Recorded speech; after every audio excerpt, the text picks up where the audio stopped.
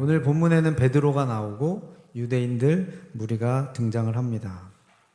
명절을 지키기 위해서 오순절 명절, 유대인의 3대 명절인 오순절 명절을 지키기 위해서 전 세계에 흩어져 있는 유대인들, 약 15개의 나라에서 디아스포라 유대인들이라고 합니다. 여러분 디아스포라라는 얘기 많이 들어보셨죠? 어떤 민족이 자이건 타이건 어떤 이유로 인해서 기존에 자기가 살던 나라와 땅을 떠나서 집단으로 이동해서 다른 지역에서 정착해서 사는 사람을 일컫는 말입니다. 디아스포라. 이 15개 지역에서 이 디아스포라 유대인들이 나오는데 오순절날 기도하던 예수님의 제자들과 무리들에게 성령이 임하시면서 그들이 방언을 말하기 시작합니다.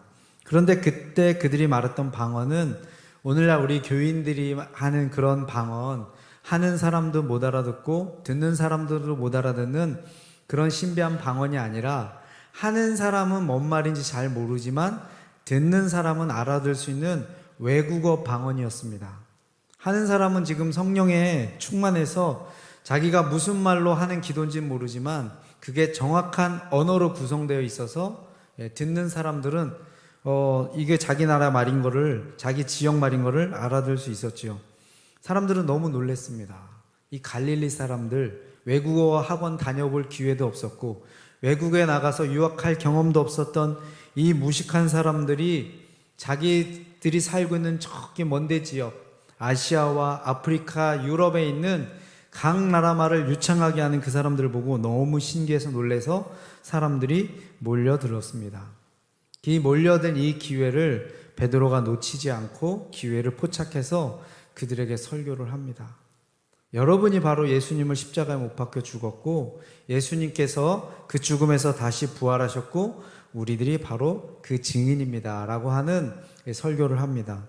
그 설교를 듣고 바로 그날에 120명이었던 초대교회에 3,000명이나 회개하고 돌이켜 예수님을 믿고 그리고 세례를 받는 놀라운 구원의 역사가 펼쳐집니다. 지금 성령께서 임하셔서 가장 위대한 역사가 지금 베드로를 통해서 펼쳐지고 있습니다. 지금 하나님 나라의 가장 중요한 그 역사의 중심에 베드로가 서 있습니다. 와, 여러분 놀랍지 않으세요? 성경을 읽어보신 분들, 지금 우리에게 말씀 묵상해 보신 분들은 알지만 불과 며칠 전만 해도 베드로는 자기 실패감에 빠져서 물고기 잡으러 가겠다고 고향에 모든 꿈을 포기했던 그런 사람입니다.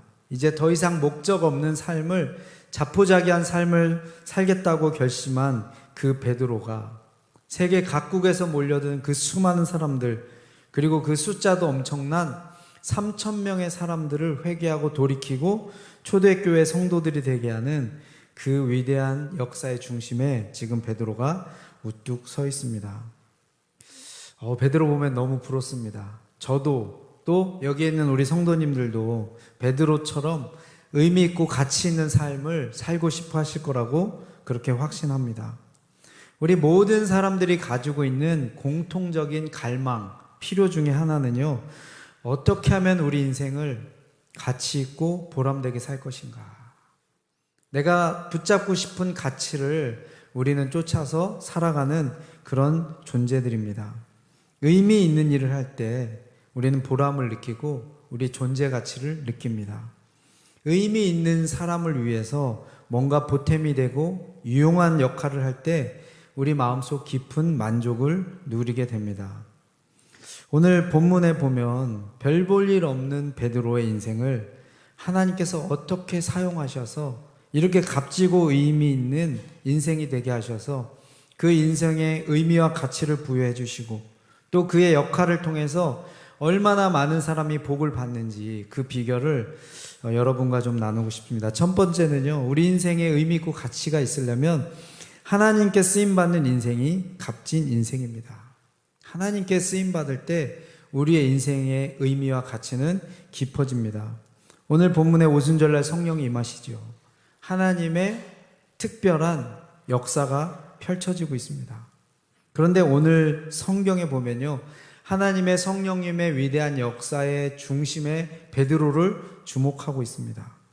오순절 날 성령이 임하시니까 하나님의 능력으로 그냥 방언이 터져버렸어요. 알지도 못하는 외국어를 유창하게 하게 되었습니다. 이거는 순전히 하나님 혼자 하시는 역사예요. 그냥 성령께서 행하십니다. 그런데 한번 생각해 보세요. 아무리 성령께서 방언을 말하게 하고 역사를 하셔도요, 3,000명이 회개하고 돌이키는 그 역사는 일으키지 않으십니다. 그 역사는 누구를 통해서 이루어져요?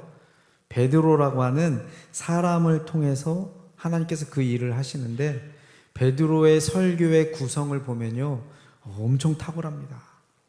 베드로가 예수님에 대해서, 죽음에 대해서, 부활에 대해서 선포하시고 나서 바로 등장시킨 인물이 누구냐면요, 다윗입니다. 이 디아스포라 유대인들 15개 나라로 흩어진 사람들은요, 자기의 선택에 의해서 흩어진 사람들이 아닙니다. 외국의 힘 있는 강대국의 침입에 의해서 포로로 끌려갔던 사람이에요. 나라 잃은 서름을 깊이 절망했던 사람들입니다. 지금도 로마의 압제하에 다스림 가운데 있기 때문에 이 경건한 유대인들이 꿈꾸는 것은 오로지 하나입니다. 자기 나라의 회복, 이스라엘의 회복을 간절히 기다리는 그때에 베드로가 등장시킨 사람은 누구냐면, 이스라엘 역사 중에 그들이 가장 자랑스러워하는 통치자 다윗 왕을 지금 등장시키고 있습니다. 이스라엘 사람들은 다윗의 때를 생각만 해도요, 기분이 좋아집니다.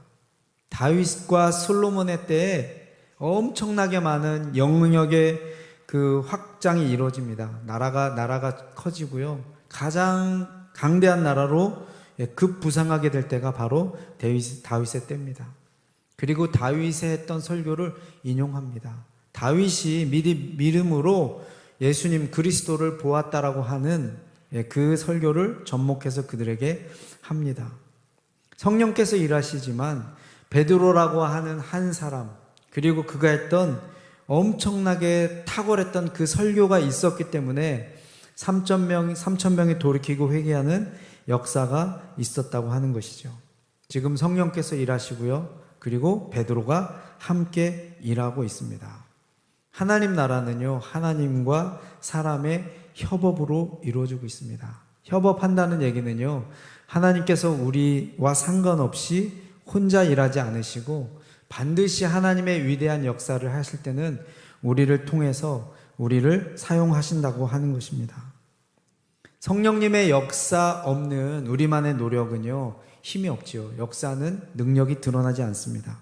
그런데 반대로 아무리 성령님께서 강력하게 역사하고 싶어도 쓸 수 있는 사람이 준비되어 있지 않으면 하나님의 역사는 제한될 수밖에 없다고 하는 것입니다.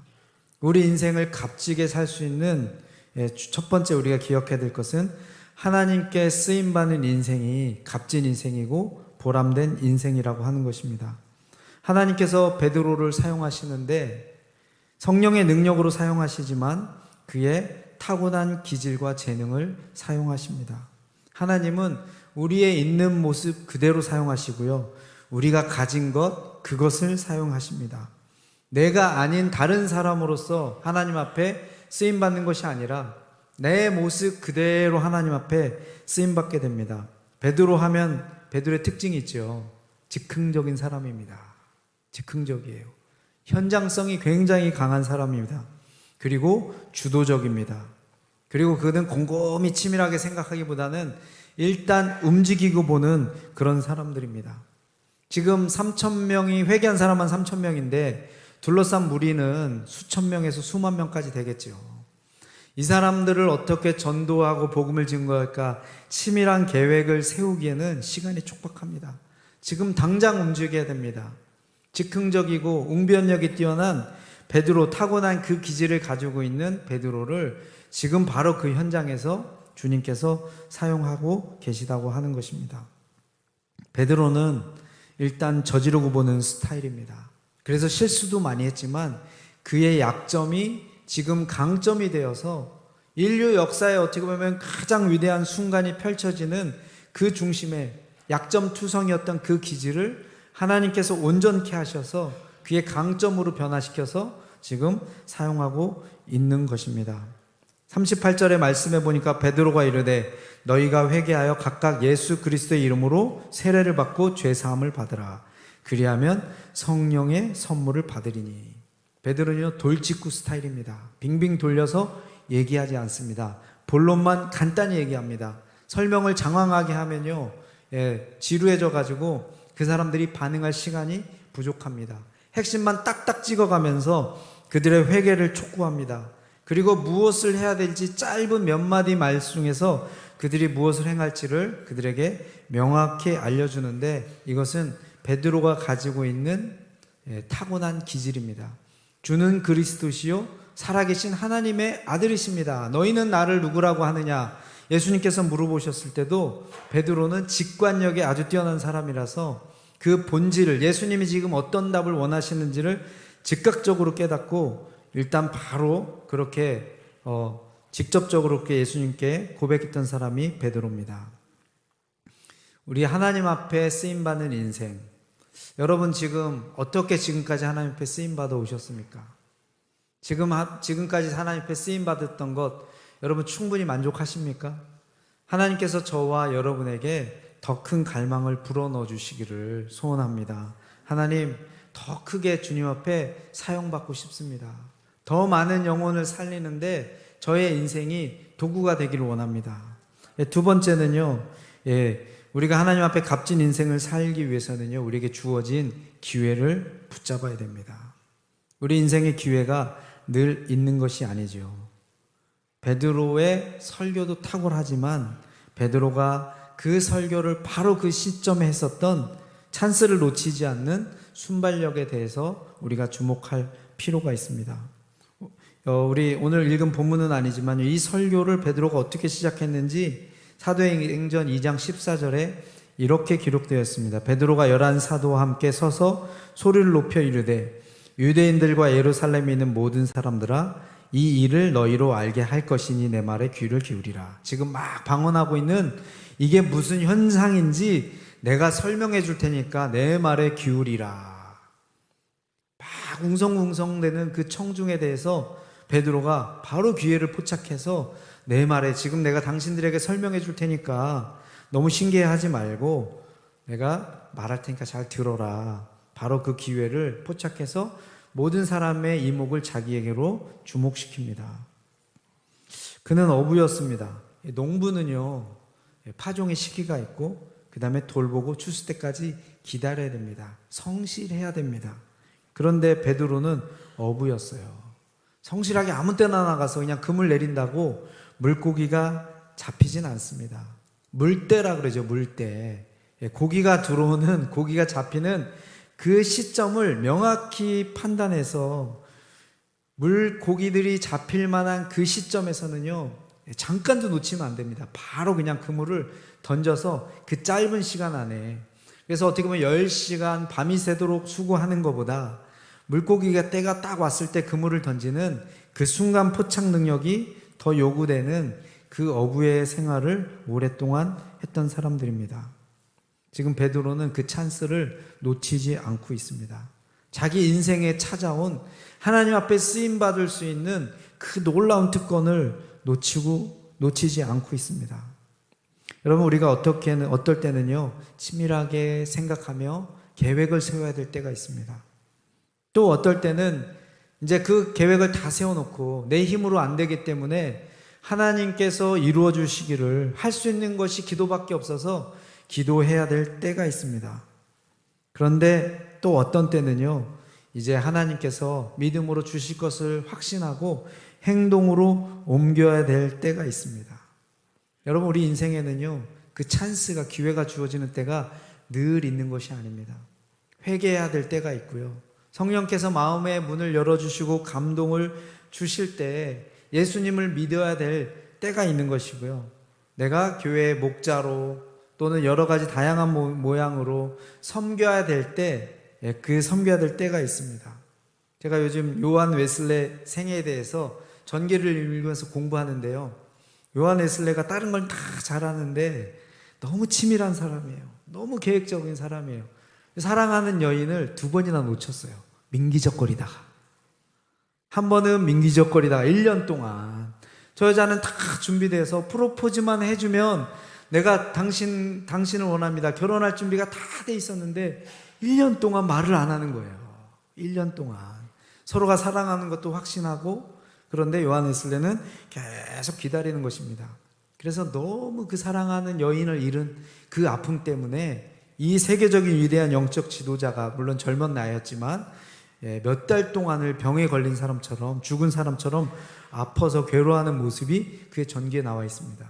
두 번째 여인을 또 만났어요. 두 번째. 이 여자도 너무 사랑하는 여자였어요. 이제 첫 번째 실패를 교훈 삼아서 딱 잡아야 되잖아요. 또 민기적거립니다. 또 민기적거려요. 또 그렇게 한 1, 2년을 하다가 다른 남자에게로 결국은 못 잡게 됩니다. 세 번째는 어떻게 했냐면요.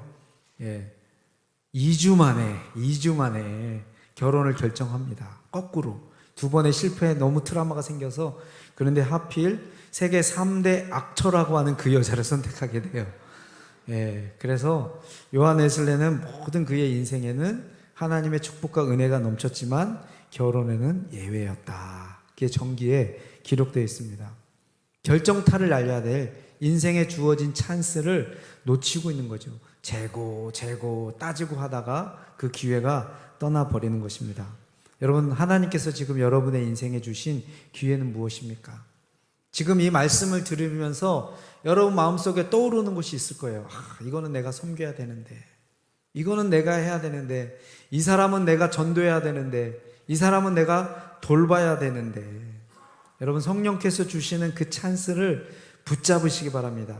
그 찬스를 붙잡았을 때 더 큰 역사와 더 큰 기회가 우리 인생에 주어지는 것입니다. 자, 세 번째는요, 우리 인생에 무한한 가치 창출, 우리 인생을 더 의미 있고 가기 위한 이 세 번째죠.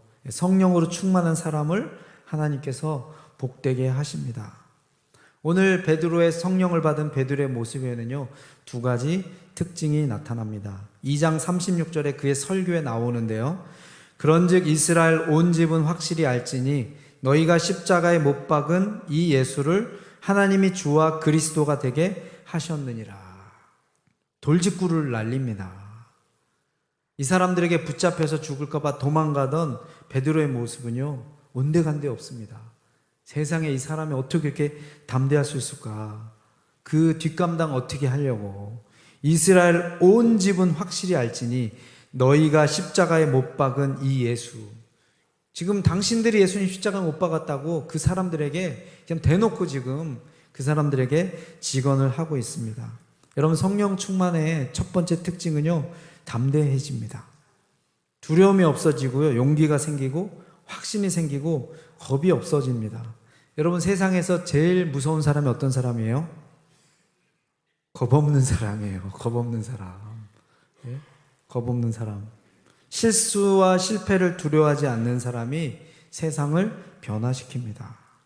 세상에서 가장 무서운 사람은요, 죽음을 두려워하지 않는 사람이에요. 똑같은 상황에서 베드로는 예수 믿는 사람의 그 무리라는 그 말을 쓰매, 그 말에 자기에게 손해가 올까봐, 죽을까봐 위협을 느끼고 도망갔던 그 베드로가 너희가 십자가에 못 박힌 이 예수라고 지금 그들 앞에서 담대하게 선포하게 됩니다. 지금 베드로는요, 죽음 같은 거 생각지도 않습니다. 성령이 임하니까요, 담대해지고 용기가 지금 솟구치고 있습니다.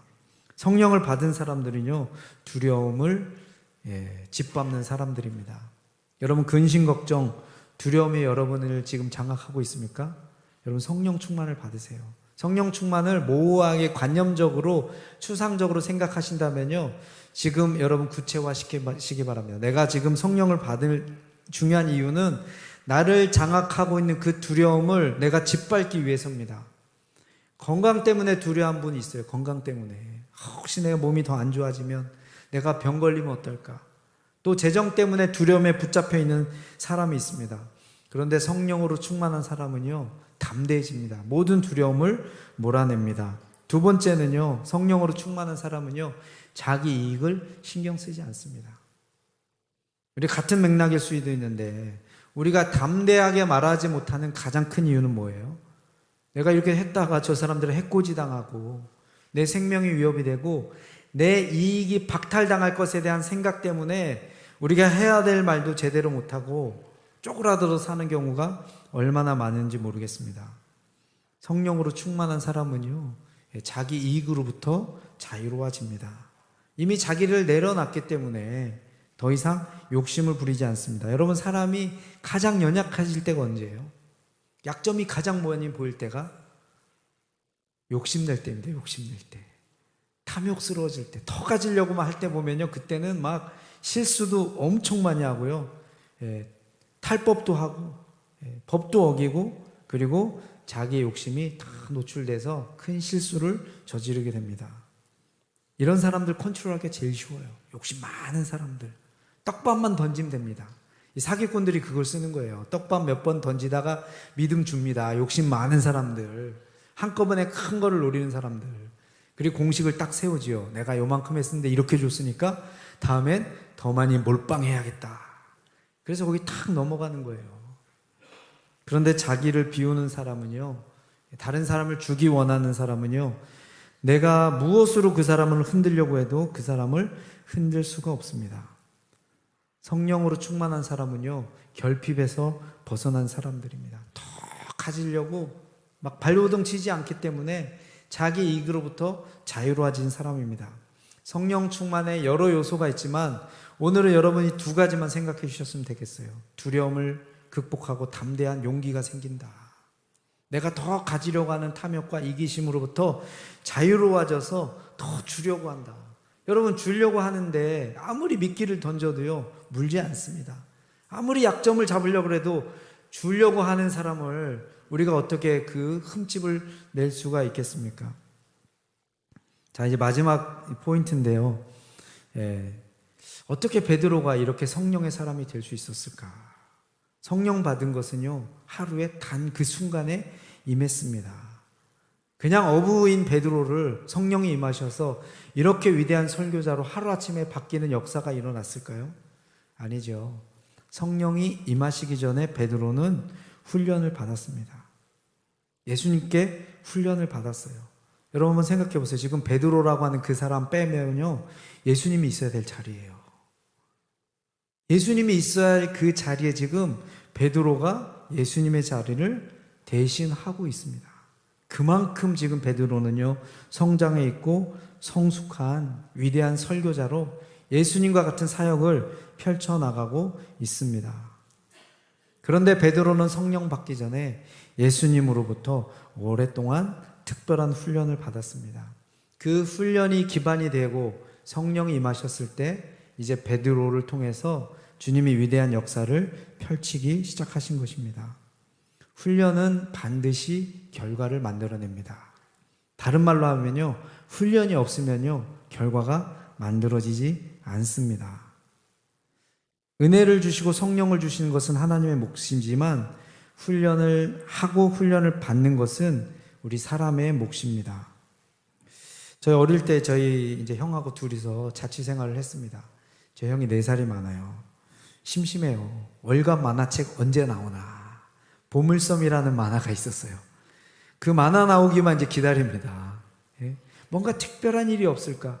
그러던 어느 날 옆집에 공수특전단 군대 갔다 온 옆집 형이 제대를 했어요. 그 형에 대한 이름만 들어봤는데 그 형이 제대를 했어요. 저희 두 형제 이름을 알았어요. 제대하자마자 저희를 불렀어요. 군인 그 특수공적, 그 공수특전단 군대를 받았던 그 시절에 아주 날씬합니다. 얼마나 훈련을 많이 했는지 눈이 부리부리하고 무조건 그 형 말에 순종해야 될 것 같아요. 딱 저희 둘을 부르더니 사람은 달려야 돼. 너희들 내일 아침부터 형이 뛰는데 둘 다 나와, 알았지? 딱 그러는 거예요. 형이 너무 무서워 쫄려서 새벽에 나갔어요. 뭐 말도 설명도 없어요. 자, 따라와 하고 뛰는 거예요. 숨이 확확 쳐가지고 너무 힘든데 딱 쳐다보니 이 새끼 빠져가지고 그러더니 더 못 뛰어? 그러더라고요. 그래서 무서워서 뛰었어요. 일주일을 뛰고 나니까요, 이 기운이 싹 오르더라고요. 그러면서 그 형이 그 얘기를 하더라고요. 사람은 뛰어야 된다. 하루도 빠지지 말고 자기 뛸 때 무조건 따라 나오라고. 항공대학교 활주로 이 밴드부를 하는 형이었어요. 베이스 기타를 치는 배철수 씨 후배. 제가 뛴 이유는 그거 하나요. 어떻게 하면 저 형에게 기타를 좀 배워볼까. 예, 열심히 뛰었습니다. 그래서 학교 다닐 때 야구부가 있고, 예, 체육 특기생으로 대학교로 가려고 그러고 권투하는 친구들을 다 물리치고 전교에서 달리기 1등하는 사람으로 바뀌었습니다. 훈련의 이 결과예요.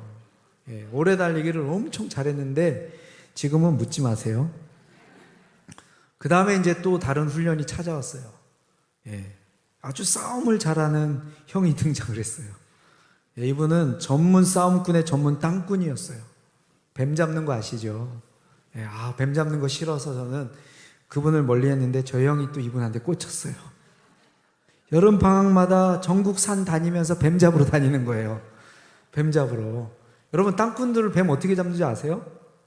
그냥 집어서 넣어요. 예, 그냥 집어서. 예, 집게로 넣기도 하고 손으로 잡아서 넣고요.